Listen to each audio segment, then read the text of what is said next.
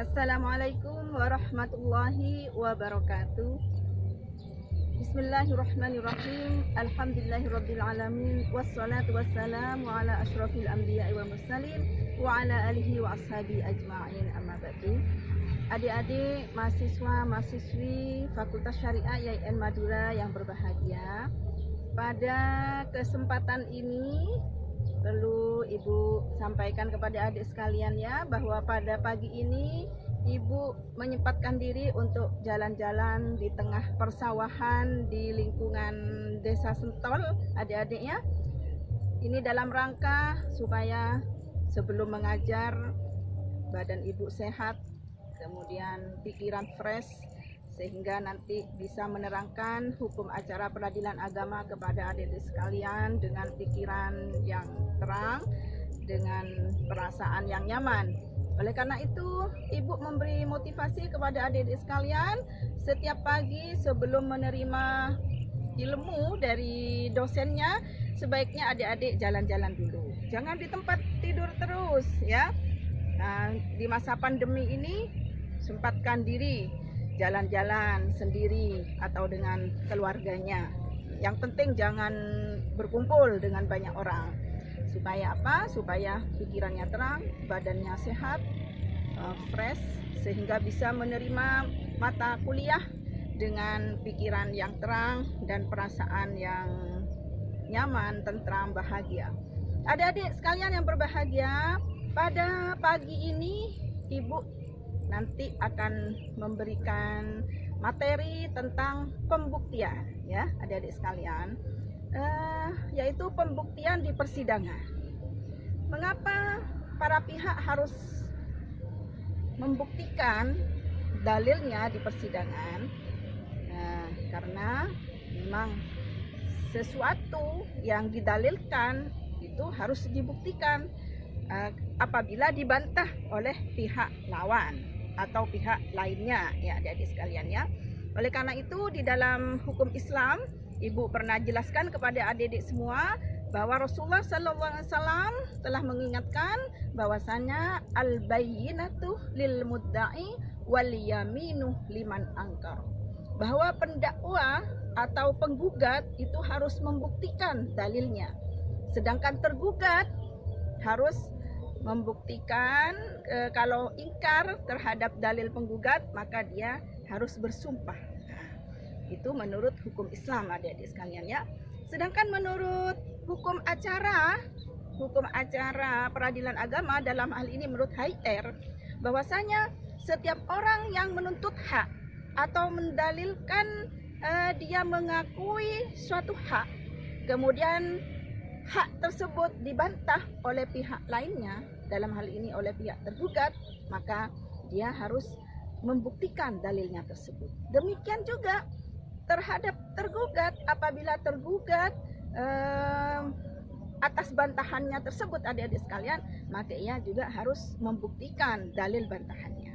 Baik adik-adik sekalian, nanti untuk pembuktian ini selengkapnya adik-adik Ibu sarankan ya, supaya mengikuti atau membaca PowerPoint atau PDF yang akan Ibu share kepada adik-adik sekalian, dan juga jangan lupa untuk mengikuti YouTube yang nanti akan Ibu share juga di grup ya. Ikuti dari awal sampai akhir supaya adik-adik sekalian paham tentang pembuktian di persidangan.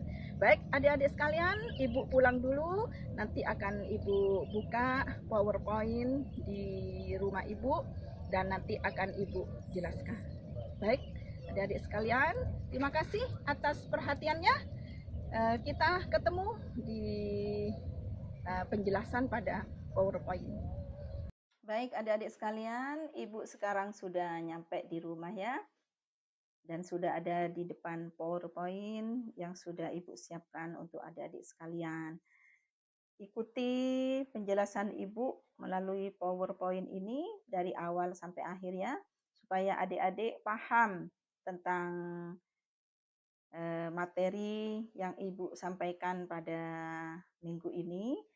Seperti yang Ibu katakan tadi, bahwa materi kita pada hari ini adalah mengenai pembuktian di muka persidangan.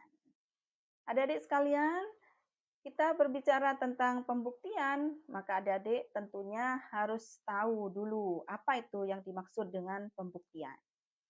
Pembuktian adalah suatu upaya para pihak untuk meyakinkan hakim tentang dalil-dalil yang dikemukakan di dalam gugatannya, yang dikemukakan di dalam bantahannya, ya, yang dikemukakan di dalam jawabannya, yang dikemukakan di dalam gugatan rekompensinya, yang dikemukakan di dalam replik dan dupliknya, ya.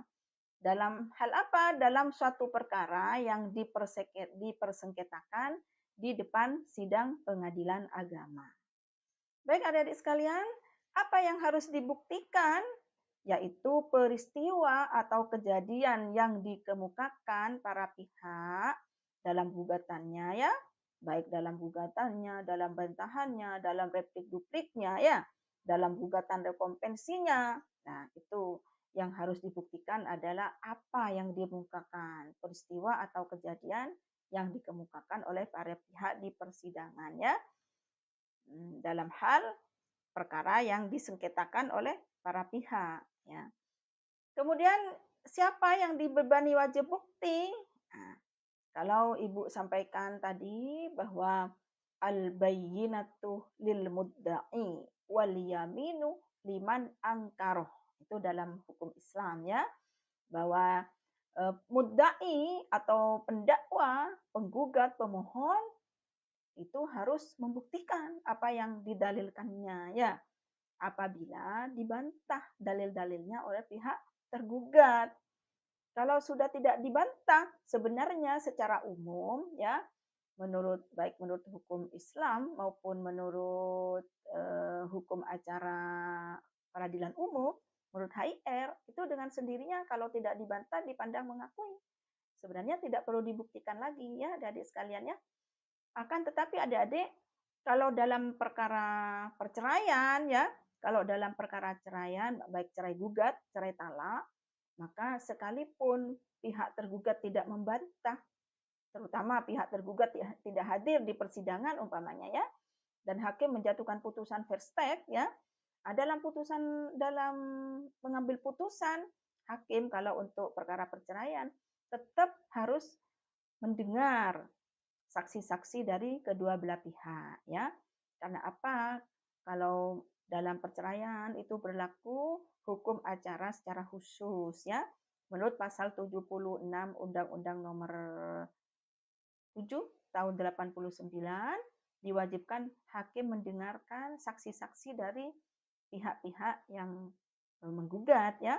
Kalau kedua belah pihak hadir harus mendengar dari kedua belah pihak keluarga, ya, dari keluarga penggugat, dari keluarga tergugat, dari keluarga pemohon, dan juga dari keluarga termohon.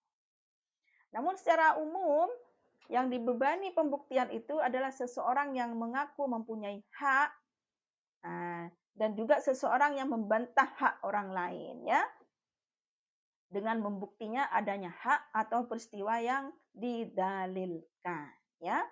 Jadi kalau seseorang mengaku mempunyai hak, ya, ini dalam perkara harta ini adik, ya, mempunyai hak terhadap suatu barang umpamanya, kemudian dibantah oleh pihak yang lain, maka dia harus menyampaikan bukti-bukti di persidangan.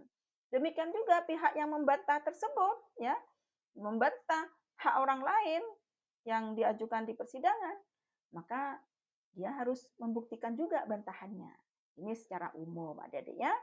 Sekali lagi, secara umum, bahwa seseorang yang mendalilkan mempunyai hak, dia harus membuktikan, ya. Kalau seseorang membantah terhadap orang lain, maka dia juga harus membuktikan bantahannya. Sekarang apa itu tujuan dari pembuktian di persidangan? Yaitu untuk memperoleh kepastian bahwa suatu peristiwa atau kejadian yang diajukan, yang didalilkan di persidangan, itu adalah merupakan fakta yang benar terjadi. Bukan ilusi, bukan suatu kebohongan, bukan ngarang-ngarang, ya. Tetapi adalah sesuatu yang bisa dibuktikan kebenarannya.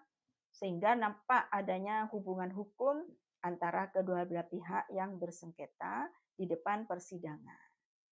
Baik, ini adik-adik perlu diketahui bahwa di dalam hukum acara perdata yang dicari oleh majelis hakim itu adalah kebenaran formil ya, bukan kebenaran material ya.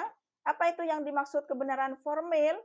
Kalau sudah pihak-pihak dengan bukti-buktinya sudah benar apa yang sudah terbukti kebenarannya ya, berdasarkan bukti-bukti yang dikemukakan di persidangan, maka hakim harus mengabulkan ya, harus membenarkan dalil yang dikemukakan oleh para pihak di persidangan. Jadi dalam hukum acara perdata tersebut, dalam hal hukum acara perdata ya, sekali lagi yang dicari bukan kebenaran material, tapi yang dicari adalah kebenaran formil. Sehingga hakim tidak di dalam hukum acara peradilan agama tidak mensyaratkan adanya keyakinan hakim. Tidak harus sampai yakin ya. Lain dengan pidana adik-adiknya. Kalau pidana itu yang dicari adalah kebenaran material. Kebenaran yang sesungguhnya. Jadi kalau kebenaran formil itu menurut bukti-bukti yang ada sudah terbukti, gitu. Tapi kalau pengadil di pidana itu adalah kebenaran material, kebenaran yang sesungguhnya yang dicari. Jadi di samping bukti-bukti, makanya bukti-buktinya bisa banyak kalau di pidana ya, bisa keyakinan hakim, bisa alibi juga. Alibi itu apa?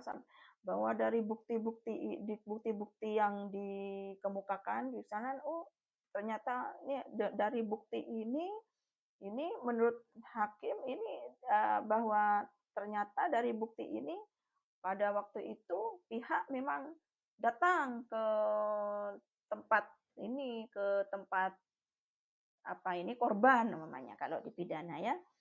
Tapi kalau di perdata itu adalah kebenaran formil. Jadi menurut bukti-bukti yang sudah ada di persidangan tidak perlu dicari lagi oleh hakim. Jadi tidak perlu dicari. Kalau sudah terbukti hakim masih mencari-cari soalnya.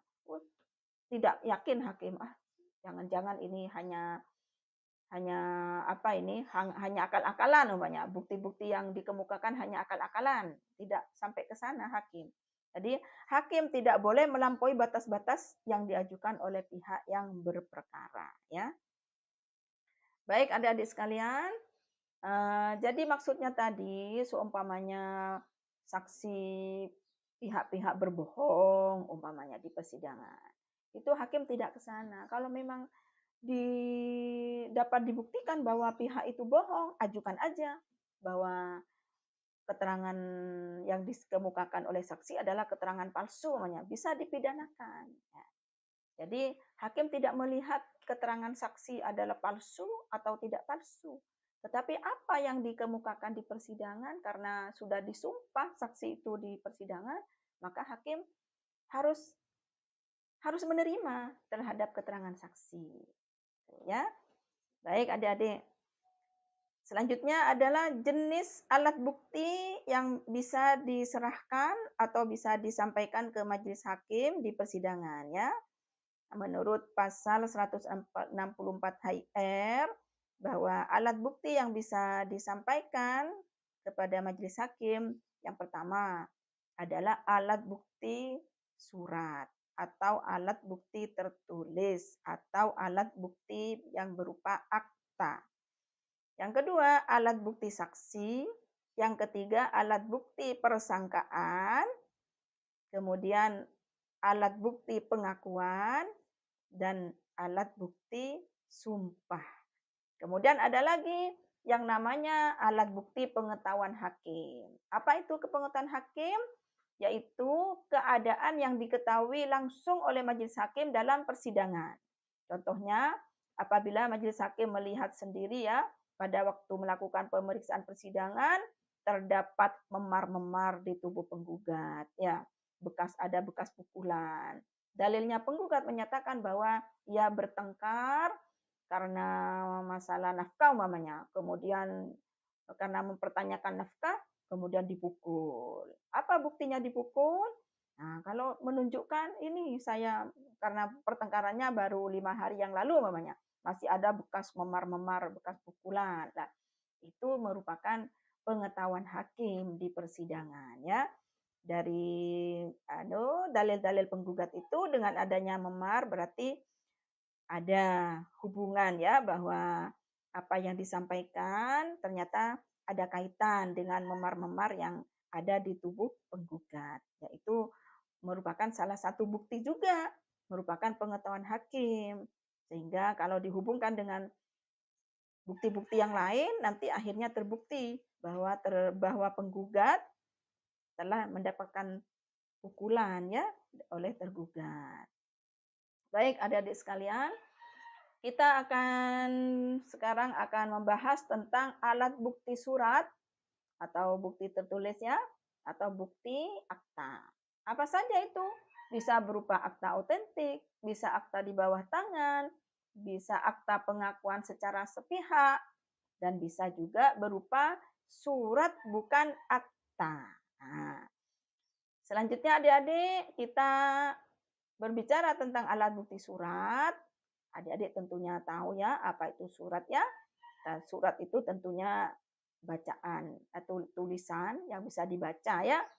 Nah, kalau secara istilah ini surat adalah tanda bacaan yang berupa aksara yang disusun berupa kalimat sebagai ekspresi atau pernyataan atau buah pikiran seseorang yang ditulis pada kertas, kayu, kain, dan lain-lain yang di dalamnya tercantum tanda tangan. Ya, adapun foto dan peta tidak termasuk dalam pengertian surat karena tidak berisi tanda tangan dan tanda bacaan. Ya, jadi pada dasarnya yang dimaksud dengan bukti surat itu adalah tulisan yang dibubuhi tanda tangan dari pihak penulis. Itu adalah bukti surat.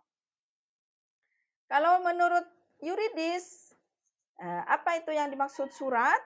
Yaitu akta.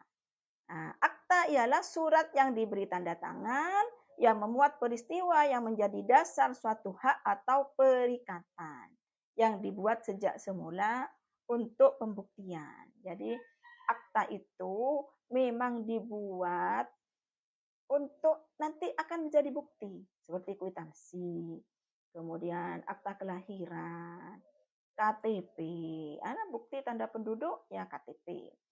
Bukti bahwa lahir tanggal sekian, akta kelahiran, kan? Kemudian bahwa sudah menikah, kutipan akta nikah. Itu namanya bukti tertulis atau akta ya. Baik adik-adik sekalian, kita berbicara tentang akta otentik ya. Apa itu akta otentik? Nah, ini kekuatan pembuktiannya kalau akta otentik adalah sempurna ya adik-adik sekalian. Akta otentik ialah akta yang dibuat oleh atau dibuat di hadapan pejabat yang berwenang ya.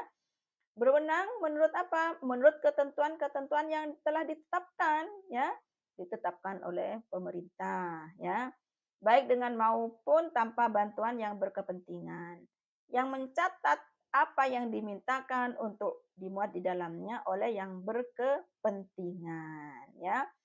Jadi seperti tadi Ibu sampaikan, akta kelahiran, akta nikah, ya. Kalau bercerai itu akta cerai, itu merupakan akta otentik. Nah, kemudian sertifikat hak milik, sertifikat tanah yang dibuat oleh BPN, itu juga merupakan akta otentik. Pada umumnya akta otentik di bidang hukum perdata adalah dibuat oleh notaris, ya, oleh notaris. Nah, jadi akta-akta yang dibuat oleh notaris itu adalah akta otentik. Nah, akan tetapi yang dibuat oleh pejabat lain juga yang telah memenuhi syarat undang-undang ya, itu juga merupakan akta otentik seperti akta nikah yang diatur dalam pasal 2 ayat 1 PP nomor 9 tahun 75. Jadi juga merupakan akta otentik. Kartu keluarga ya, yang ditandatangani oleh camat itu juga akta otentik. Akta kelahiran yang dicatat yang dibuat di kantor catatan sipil itu juga akta otentik, dan masih banyak akta otentik lainnya ya adik-adik sekaliannya. Pokoknya akta yang dibuat oleh pejabat yang berwenang, pejabat publik, itu adalah merupakan akta otentik. Apa itu syarat formil ya suatu akta otentik? Nih, harus dibuat di depan pejabat yang berwenang, dihadiri oleh para pihak, dan ditandatangani kedua belah pihak. Para pihak dikenalkan kepada pejabat. Dihadiri 2 orang saksi, biasanya pegawai notaris. Isi akta dibacakan notaris di hadapan saksi. Akta otentik memuat tanggal, bulan, dan tahun, ditandatangani kedua belah pihak, para saksi dan notaris. Ya.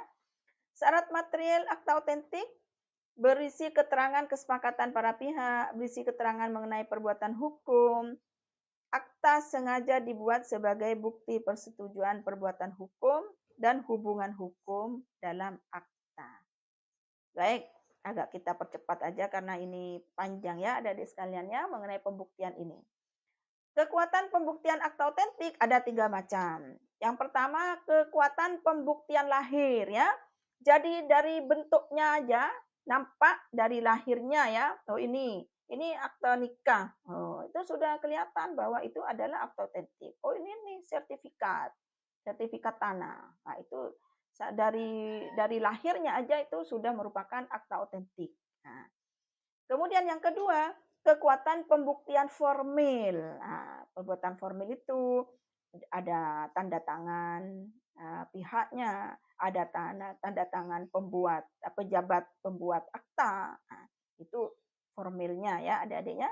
Kemudian ada tanggalnya, ada tempat dibuatnya akta. Itu secara formil sudah membuktikan bahwa ini adalah akta otentik. Ini dibuat oleh pejabat yang berwenang, ditandatangani pihak-pihak yang membuat akta, kemudian ditandatangani oleh pejabat yang berwenang, di mana dibuat, kemudian tanggal berapa dibuat. Nah, secara formil sudah membuktikan bahwa ini adalah akta otentik. Kemudian yang ketiga, kekuatan pembuktian material ya. Apa itu? Yaitu membuktikan kepastian tentang materi suatu akta, isinya, isi dari apa yang disampaikan itu bahwa pejabat atau para pihak membuat akta, menyatakan dan melakukan seperti apa yang dimuat dalam akta. Jadi yang diperiksa itu kalau akta otentik tuh dari lahirnya. Kalau soalnya akta nikah ternyata bentuknya tidak seperti akta nikah yang ada, nah itu bisa dicurigai, bisa dipertanyakan ya.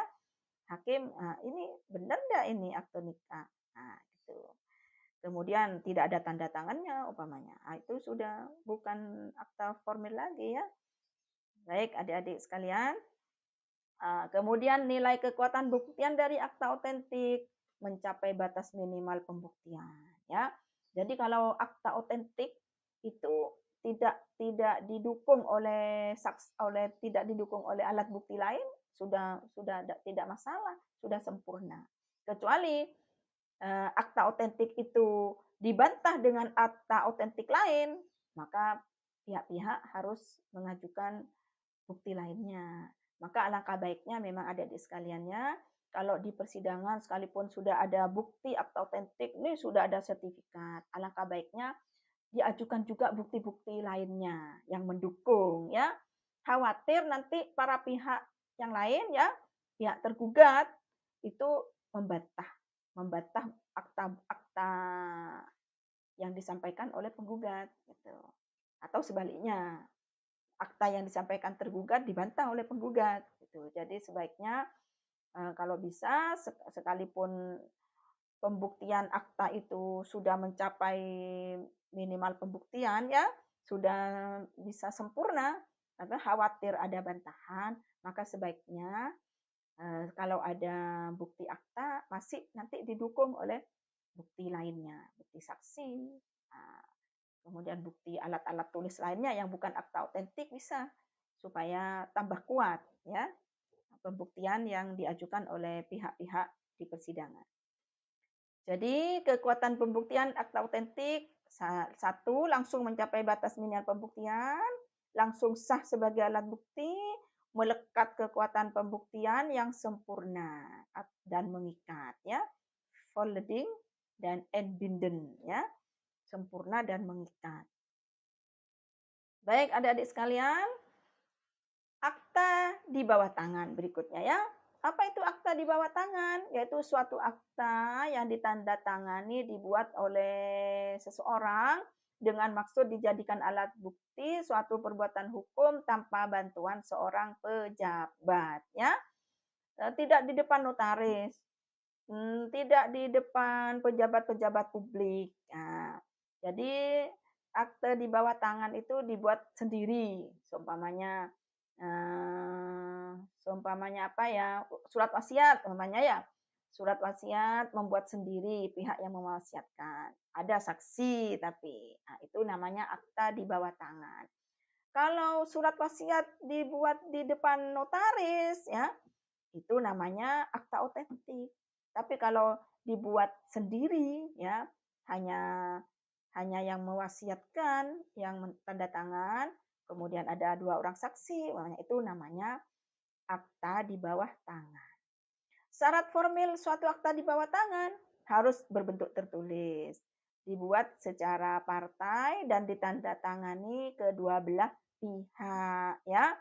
Nah, kalau seumpamanya ada perjanjian tentang pinjaman umpamanya ya. Seumpamanya Muhammad sebagai pihak satu yang memberi pinjaman. Kemudian Khalifah umpamanya sebagai pihak kedua yang diberi pinjaman.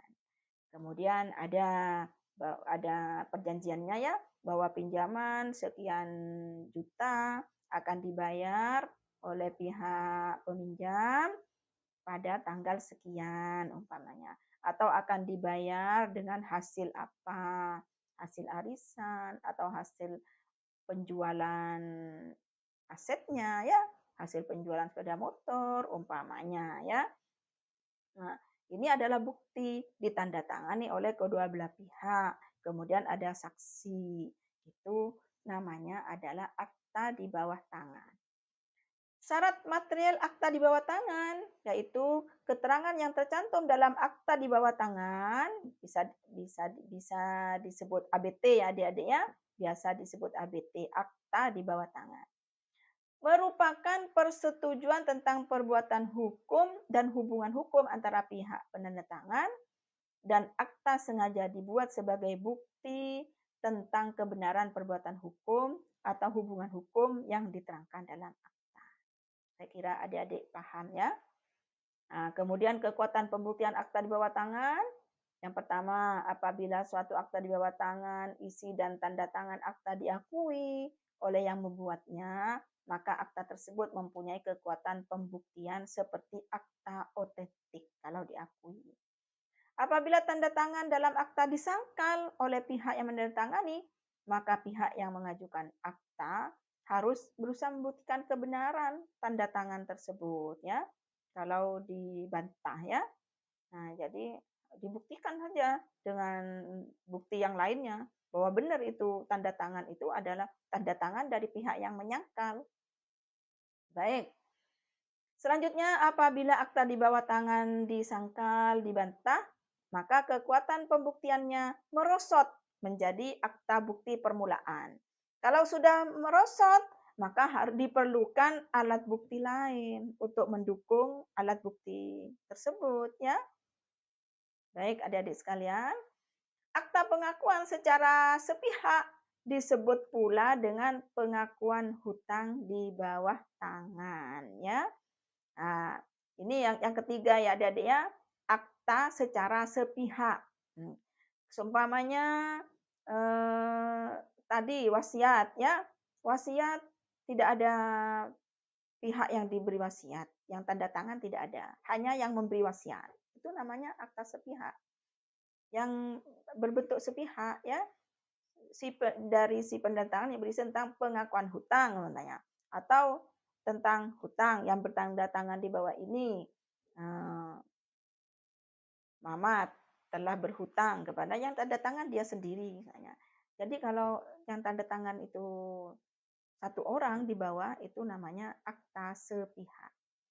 Akta sepihak apabila diakui atau disangkal menjadi alat bukti. Nah, akta sepihak apabila diakui atau tidak disangkal ya. Kalau diakui dan tidak disangkal itu kekuatan pembuktiannya sama dengan bukti otentik. Tapi kalau disangkal hanya menjadi alat bukti permulaan ya.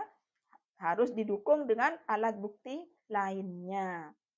Hakim tidak bisa kemudian dengan alat bukti akta di bawah tangan, kemudian disangkal, kemudian hakim mau mau mengabulkan, tidak bisa. Kalau akta otentik bisa, kecuali ada akta otentik lain yang dibuktikan oleh pihak penyangkal, ya. Padahal seumpamanya bisa bisa saja ya adik-adiknya, ini punya sertifikat, satunya lagi ada sertifikat terbaru ternyata umpamanya. Maka nanti dilihat. Maka kalau seperti itu, kalau saling sangkal menyangkal dengan akta otentik, pihak yang disangkal harus mengemukakan mengemukakan alat bukti lain juga ya. Baik adik-adik sekalian. Berikutnya adalah surat bukan akta. Ialah surat yang dibuat tidak dengan tujuan sebagai alat bukti dan belum tentu ditandatangani. Ini sering ini di persidangan perceraian, hanya nulis tanggal sekian diberi nafkah sekian. Tanggal sekian tidak diberi nafkah. Kemudian bulan berikutnya diberi nafkah. Bulan selanjutnya tidak ada kiriman, tidak ada tanda tangan, tidak apa. Itu namanya surat bukan akta, ya. Kekuatan pembuktiannya diserahkan kepada pertimbangan majelis.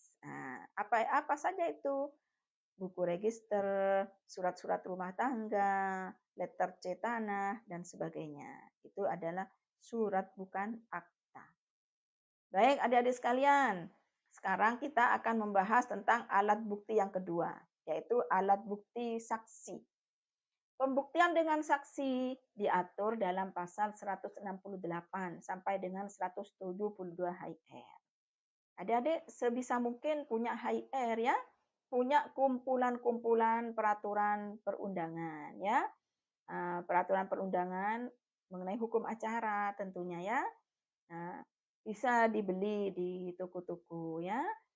Supaya adik-adik bisa kalau adik-adik ingin mendalami tentang pembuktian, maka baca ini pasal 168 sampai 172 HIR. Apa itu yang dimaksud dengan bukti saksi? Kesaksian adalah kepastian yang diberikan kepada hakim di persidangan tentang peristiwa yang disengketakan dengan jalan pemberitahuan secara lisan dan pribadi oleh orang yang bukan salah satu pihak dalam perkara, orang lain ya. Kalau dalam perkara perceraian itu saksi-saksi itu yang dipentingkan, yang diharapkan oleh majelis itu adalah saksi keluarga ya. Tetapi kalau dalam perkara bukan perceraian, maka sebaiknya saksi-saksi itu bukan dari pihak keluarga. Karena kalau dari pihak keluarga bisa tidak diterima oleh majelis ya. Karena kalau dari keluarga kan bisa ada keberpihakan. Nah, kalau masalah harta, masalah warisan itu harus dari orang lain, bukan dari keluarga ya. Kecuali bisa juga diterima oleh hakim kalau memang saksi itu memang terlibat dalam apa yang disengketakan. Nah, kalau seperti itu justru hakim membutuhkan keterangan saksi sekalipun dari pihak keluarga untuk perkara harta ya. Kalau saksi itu memang terlibat langsung dalam apa yang disengketakan, itu bahkan hakim bisa meminta bahkan untuk dihadirkan pihak-pihak yang memang terlibat ya. adik-adik sekalian ya. Baik, selanjutnya tidak semua keterangan saksi bernilai sebagai alat bukti yang sah. Ada beberapa bagian keterangan saksi yang tidak boleh dinilai dan dimasukkan sebagai alat bukti, yaitu pendapat pribadi, kesimpulan pribadi, dugaan saksi, perasaan pribadi, kesan. Nah, tidak bisa. Jadi yang diterangkan oleh saksi itu adalah apa yang didengar, apa yang dilihat, dan apa yang diketahui. Itu bukan kesimpulannya, bukan pendapatnya. Menurut saya bukan seperti itu, tetapi saya tanggal sekian melihat itu. Saya pernah mendengar secara langsung yang diketahui, didengar secara langsung oleh saksi, itu yang diterangkan, itu yang diterima.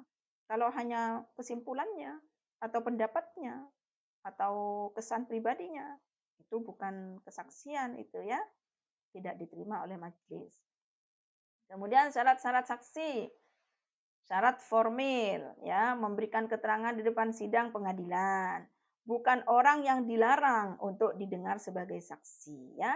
Dalam pasal 145 HIR, siapa saja itu yang dilarang untuk didengar sebagai saksi, yaitu anak, orang tua, garis lurus ke atas ke bawah ya, sampai dari derajat ketiga ya. Kemudian menyamping, mertua, menantu, saudara, itu dilarang untuk, pada dasarnya dilarang untuk menjadi saksi. Tapi ini bukan untuk perceraian. Kalau perceraian diatur secara khusus harus menghadirkan pihak keluarga justru ya. Baik. Kemudian bagi kelompok yang berhak mengundurkan diri. Nah, bagi kelompok yang berhak mengundurkan diri menyatakan kesediaan menjadi saksi. Nah, itu tadi ya dalam pasal 146 ya. Kalau ternyata yang dihadirkan itu adalah keluarga ya, maka kalau dia bersedia dan hakim menerima karena hakim membutuhkan justru, maka bisa diterima sebagai saksi. Kemudian harus mengangkat sumpah menurut agamanya. Kalau agamanya Islam, ya pakai demi Allah, saya bersumpah, wallahi, tallahi, ya, demi Allah. Kalau orang Kristen namanya demi Tuhan, demi Roh Kudus namanya ya, seperti itu ya, pokoknya bersumpah ya. Nah, kemudian diperiksa seorang demi seorang. Pada dasarnya hakim harus memeriksa seorang demi seorang ya, adik-adik sekalian ya. Jadi saksi itu tidak boleh berbarengan. Kalau sumpahnya berbarengan boleh, tapi diperiksanya seorang demi seorang. Kemudian syarat material saksi, keterangan yang diberikan harus mengenai peristiwa yang dialami, didengar, dilihat sendiri oleh saksinya. Kemudian keterangan yang berdasarkan pengetahuan atau mendengar dari orang lain, itu namanya keterangan testimonium de auditu.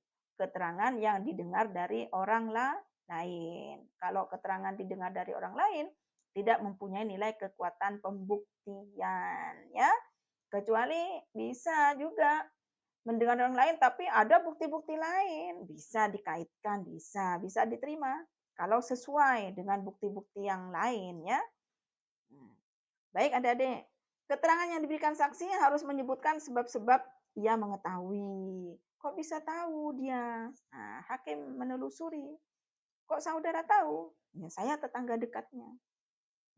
Atau saya waktu itu sedang ada di rumah itu. Atau saya sedang main, saya temannya, saya sering datang. Nah, ketika saya datang, saya mendengar, bisa dicek, khawatir bohong ya adik-adik sekalian ya. Tapi kalau semuanya dia bohong, kita tidak tahu, kita tidak perlu mencari sampai melampaui batas ya adik-adiknya. Jadi sepanjang apa yang disampaikan menurut kita sudah benar ya, sudah sesuai dengan hukum formil, ya harus kita terima. Kemudian keterangan yang diberikan oleh saksi harus saling bersesuaian antara yang satu dengan yang lain ya. Jadi saksi itu harus minimal 2 orang kalau saksi, kalau alat bukti saksi ya. Dan harus bersesuaian. Kalau saling bertentangan, itu tidak bisa diterima. Karena saksi itu harus 2 minimal. Sedangkan kalau saksi itu hanya 1, maka itu bukan kesaksian. Yunus testis, nullus textis ya. Keterangan seorang saksi tanpa dikuatkan alat bukti lain atau tidak dikuatkan oleh saksi lainnya, itu adalah bukan kesaksian ya. Namanya Yunus testis, nullus testis. Baik adik-adik sekalian. Kemudian saksi-saksi yang dilarang tidak boleh menjadi saksi. Yang pertama, tidak mampu absolut ya. Secara absolut dia tidak boleh ya. Siapa itu? Keluarga sedarah dan semenda dalam keturunan lurus salah satu pihak. Kemudian suami istri salah satu pihak meskipun telah bercerai ya.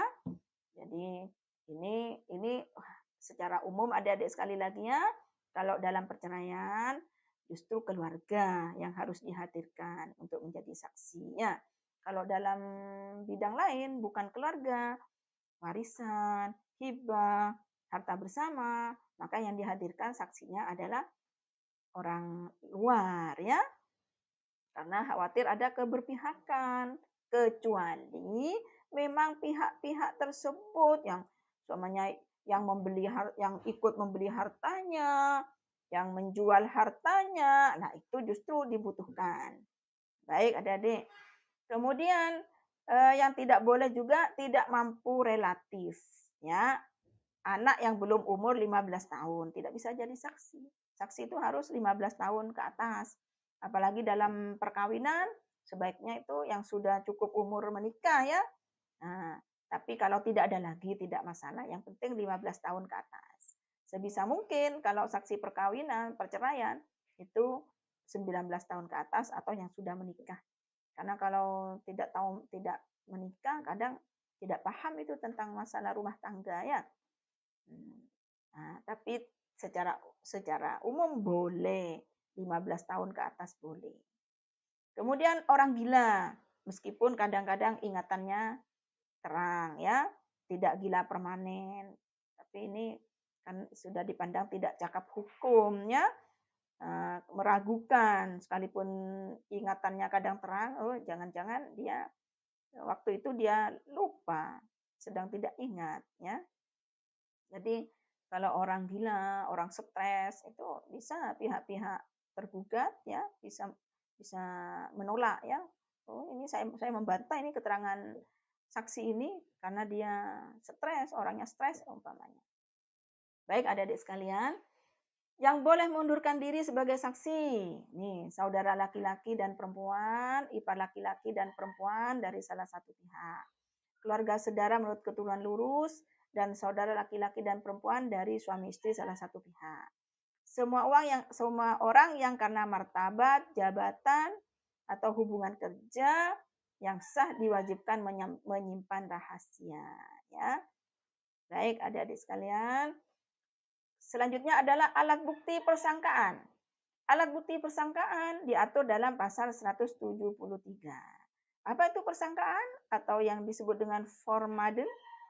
Yaitu kesimpulan yang ditarik dari suatu peristiwa yang dikenal atau dianggap terbukti ke arah suatu peristiwa yang tidak dikenal atau belum terbukti.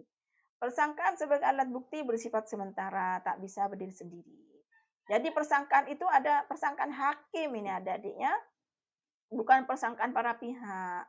Dari bukti-bukti yang ada, kemudian peristiwa yang disampaikan, hakim bisa membuat persangkaan.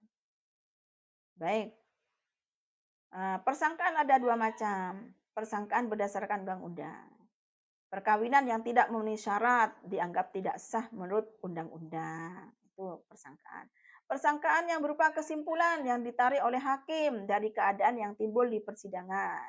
Contoh, ada 3 surat tanda pembayaran kwitansi.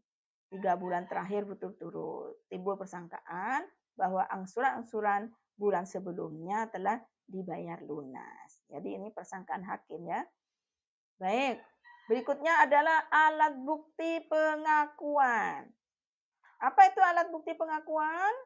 Yaitu pernyataan seseorang tentang dirinya sendiri, bersifat sepihak dan tidak memerlukan persetujuan pihak lain. Jadi pengakuan pihak ya, pengakuan penggugat, pengakuan tergugat, itu adalah pengakuan.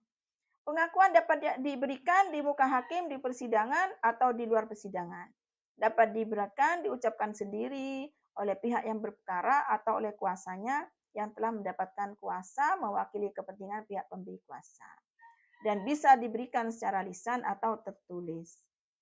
Pengakuan bisa berupa keterangan yang menyatakan mengakui apa yang dimukakan pihak lain atau hanya mengakui sebagian yang dikemukakan oleh pihak lawan. Baik adik-adik, dengan pengakuan para pihak bersengketa sudah menentukan sendiri penyelesaian sengketa. Jadi dengan pengakuan maka sudah dengan sendirinya terbukti apa yang disampaikan oleh pihak yang menggugat atau mendalilkan. Baik adik-adik, pengakuan bisa dilakukan secara tegas, bisa dilakukan secara diam-diam. Nah, artinya tidak melakukan bantahan, tidak mengingkari, tidak menyangkal, itu dipandang mengakui. Nah, kemudian meskipun pengakuan tidak benar, hakim tetap harus menerimanya. Karena dengan pengakuan para pihak telah membatasi kewenangan hakim untuk memeriksa. Dengan sendirinya kalau sudah diakui, hakim tidak lagi mencari-cari alat bukti lain, sudah diakui. Baik, ada 3 macam pengakuan. Pengakuan murni, pengakuan yang bersifat sederhana, dan sesuai sepenuhnya dengan tuntutan pihak lawan. Kemudian pengakuan murni itu semuanya diakui. Nah, itu pengakuan murni ya. Kemudian pengakuan dengan kualifikasi. Nah, sebagian diakui, sebagian dibantah. Contohnya, penggugat menyatakan telah menerima uang 5 juta dan tergugat mengaku telah menerima uang dari penggugat ya. Nah, penggugat menyatakan telah menerima uang sebesar 5 juta dari tergugat dan tergugat mengaku telah menerima uang dari penggugat tetapi hanya 3 juta. Oh, maksudnya dalil penggugat menyatakan bahwa penggugat telah menerima uang 5 juta dari tergugat. Ya, tergugat telah menerima uang dari penggugat tetapi hanya 3 juta. Oh, gitu. Jadi ini maksudnya penggugat telah menyerahkan uang 5 juta ya kepada tergugat. Tapi tergugat menyatakan ini keliru adik-adik ya, menerima semua ya. Jadi maksudnya penggugat menyatakan memberikan uang 5 juta kepada tergugat. Tapi tergugat mengaku 3 juta. Berarti sebagian yang diakui. Nah, kemudian pengakuan dengan klausula, yaitu bersyarat, ya, yaitu pengakuan disertai dengan keterangan tambahan. Contoh, istri menyatakan suami tidak memberi nafkah selama 3 tahun. Suami mengakui memang karena istri saya nusus. Nah, seperti itu. Jadi ada beralasan ya, pengakuan dengan alasan. Baik adik-adik, alat bukti sumpah. Alat bukti sumpah diatur dalam pasal 155 sampai 158 dan 177 HIR ya. Silakan dibuka HIR-nya. Apa itu sumpah? Sumpah ialah pernyataan yang hikmat yang diberikan atau diucapkan pada waktu berjanji atau keterangan dengan mengingat sifat yang maha kuasa ya. Dan percaya bahwa jika janji atau keterangan itu tidak benar, yang memberikan keterangan akan dihukum olehnya. Jadi pihak-pihak seumpamanya tidak punya bukti lain, nah bisa dia bersumpah ya. Ada 2 macam sumpah. Yang pertama sumpah promisoir, yaitu sumpah untuk melakukan atau tidak melakukan sesuatu. Dilakukan sebelum memberikan kesaksian, misalnya sumpah saksi atau saksi ahli ya. Saksi ahli sama saksi di persidangan itu kan bersumpah. Saya bersumpah bahwa saya akan menerangkan yang benar, tidak lain daripada yang sebenarnya. Itu namanya adalah sumpah promisoir. Kemudian yang kedua, sumpah asertoir atau konfirmatoir, yaitu sumpah untuk meneguhkan bahwa suatu peristiwa itu adalah benar. dilakukan sesudah memberikan kesaksian, ya. Saya bersumpah bahwa apa yang saya sampaikan adalah benar, bahwa apa yang saya sampaikan di persidangan adalah benar. Itu adalah sumpah asyhadu. Baik adik-adik sekalian, sumpah sebagai alat bukti itu ada 3. Sumpah suplitoir yang pertama ya, yaitu sumpah yang atas perintah hakim setelah ada bukti permulaan ya. Misalnya hanya ada 1 saksi bukti permulaan, karena belum cukup ditambah dengan pihak-pihak tidak punya alat bukti lain, hanya saksi 1. Sedangkan saksi 1 adalah bukan kesaksian. Yunus testis, nulus testis. Maka apa? Dia bersumpah. Saya bersumpah Pak Hakim bahwa apa yang saya sampaikan adalah benar. Dan bahwa yang disampaikan oleh saksi adalah benar. Itu namanya sumpah suplitoir ya. Kemudian yang kedua, sumpah estimatoir penaksiran. Yaitu sumpah atas perintah hakim hanya kepada penggugat untuk menentukan jumlah uang ganti rugi atau sejumlah uang tertentu dengan rincian yang dituntutnya. Yang ketiga, sumpah decissoire pemutus, yaitu sumpah yang dilakukan atas permintaan salah satu pihak kepada lawannya ya. Sama-sama tidak punya bukti, silahkan sumpah. Itu namanya pihak satunya disuruh sumpah, itu namanya sumpah decissoire. Baik adik-adik, dengan sumpah ini kebenaran peristiwa yang dimintakan sumpah menjadi pasti. Oleh karena itu, sumpah decissoire harus berkenaan dengan hal yang pokok dan bersifat tuntas atau menentukan serta menyelesaikan sengketa. Menolak untuk mengucapkan sumpah decissoire berakibat dikalahkan ya. Baik adik-adik sekalian, yang keenam adalah alat bukti saksi ahli. Keterangan saksi ahli atau yang disebut dengan expertise ya, itu yang pertama adalah keterangan saksi ahli, yaitu adalah keterangan pihak ketiga yang objektif bertujuan untuk membantu hakim dalam pemeriksaan guna menambah pengetahuan hakim ya. Saksi ahli itu dicari orang-orang yang ahli terhadap hal yang ingin diketahui oleh hakim. Seperti kalau dalam masalah pertanahan ya, dalam masalah tanah yang diminta jadi saksi siapa? Dari pihak BPN. Kan gitu adik-adik sekalian ya. Kemudian kalau dalam masalah pernikahan umpamanya ya, kita ingin saksi ahli dari KUA bisa. Kemudian yang kedua, tujuan saksi ahli agar hakim memperoleh kebenaran dan keadilan pada masalah yang bersangkutan. Syarat-syarat saksi ahli, pertama, orang yang tidak boleh didengar sebagai saksi juga tidak boleh didengar sebagai saksi ahli. Syarat-syarat saksi ahli, orang yang tidak boleh didengar sebagai saksi juga tidak boleh didengar sebagai saksi ahli. Maksudnya ya, adik-adik sekalian ya. Jadi syarat saksi ahli itu adalah orang yang boleh, ini maksudnya ya adik-adik ya. Jadi keliru ini ya. Jadi bukan yang tidak ya. Orang yang boleh didengar sebagai saksi juga boleh didengar sebagai saksi ahli. Kemudian saksi ahli harus memberikan keterangan secara jujur dan objektif serta tidak memihak. Kemudian sebelum memberikan keterangan harus bersumpah bahwa ia akan memberikan pendapat tentang soal-soal yang diperiksa menurut pengetahuannya ya. Jadi harus bersumpah juga saksi ahli. Kemudian yang terakhir ini adik-adik ya, pemeriksaan setempat. Jadi untuk perkara sengketa harta tidak bergerak, itu wajib menurut surat edaran Mahkamah Agung, wajib harus ada pemeriksaan setempat ya. Apa itu tanah ya, tanah dan bangunan rumah, itu harus diperiksa di tempat ya. Jangan-jangan yang digugat tanah atau bangunan rumah yang digugat tidak ada barangnya, maka harus diperiksa. Ada enggak barangnya? Sudah benar enggak batas-batasnya? Ini diatur dalam pasal 153. Kemudian kalau kewajiban memeriksa setempat itu di dalam surat edaran Mahkamah Agung ya, jadi sekalian ya. Apa itu pemeriksaan setempat?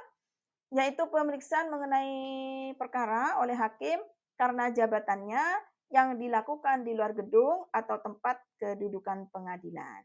Agar hakim dengan melihat sendiri, memperoleh gambaran atau keterangan yang memberi kepastian tentang peristiwa yang menjadi sengketa. Baik adik-adik sekalian, sudah selesai apa yang saya sampaikan. Mudah-mudahan bermanfaat adik-adik sekalian ya.